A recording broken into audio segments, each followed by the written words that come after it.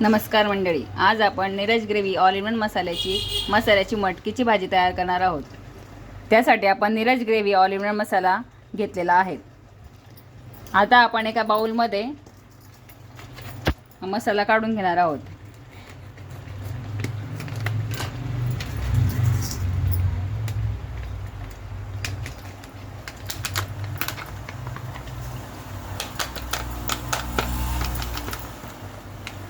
हा मसाला 50 ग्रॅम आहे।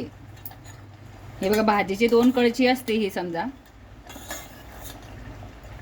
यामध्ये 3 ते 4 व्यक्तीची भाजी तयार होते। याला आपण 2 कप पाण्याने ओला करून घेणार आहोत। तोपर्यंत मी कढई तापवायला ठेवते।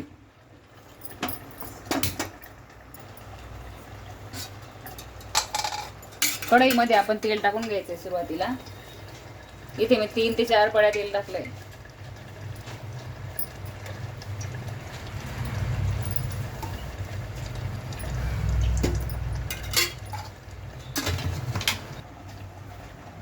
मसाला बाउलमध्ये काढलाय आपण, त्याला आपण ओलं करून घेणार आहे। साधारणतः 2 कप पाणी घालायचं आहे आपल्याला। हे बघा, या अशा प्रकारे ओला करून घेतलाय मसाला। तो आपण आता कढईमध्ये तेल तापलंय त्याच्यामध्ये टाकायचं आहे।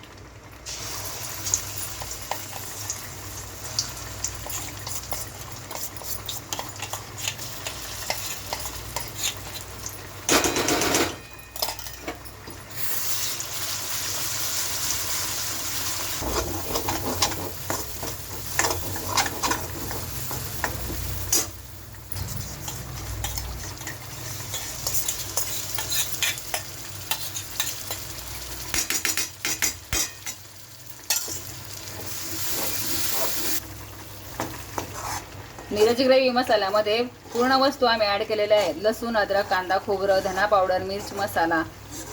त्यामुळे आपल्याला वरतून काहीच घालायचं नाही। फक्त तेल गरम झालं, तेलात मसाला टाकला, तेलाला 5 मिनिटं होऊ द्यायचं आहे।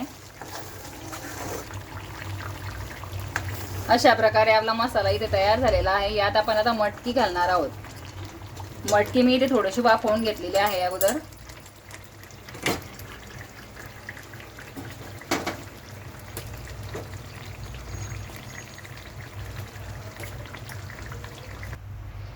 इथे मी शिजवलेली मटकी पूर्ण टाकली आहे, सूपही टाकला आहे।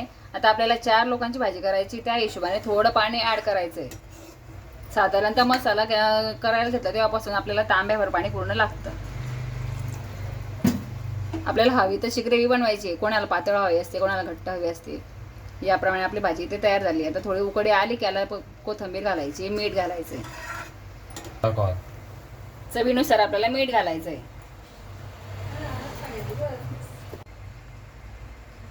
अशा प्रकारे आपली इथे मटकीची भाजी तयार झालेली आहे। 10 मिनिटं आपण तिला मंद आचेवर होऊ दिली आहे। आता फक्त कोथिंबीर घालून 2 मिनिटांनंतर गॅस बंद करायचा आहे।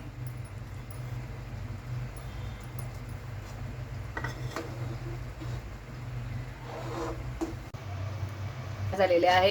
या प्रकारे आपली मटकीची भाजी ते तयार झालेली आहे। सुबक असा छान रंग आपल्या भाजीला आलेला आहे, बघू शकता। नीरज ग्रेव्ही मसाल्यापासून कुठलीही मसाल्याची भाजी बनवू शकता तुम्ही। त्याच्यामध्ये ॲडिशनल काहीच टाकायची गरज नाही आहे। लसूण, अद्रक, कांदा, खोबरं, धना पावडर, मिर्च मसाला पूर्ण तयार आहे आपला मसाला। यामध्ये तुम्ही पातोडी, शेवग्याची शेंगा, मटकी, हरभरे कुठलीही भाजी करू शकता।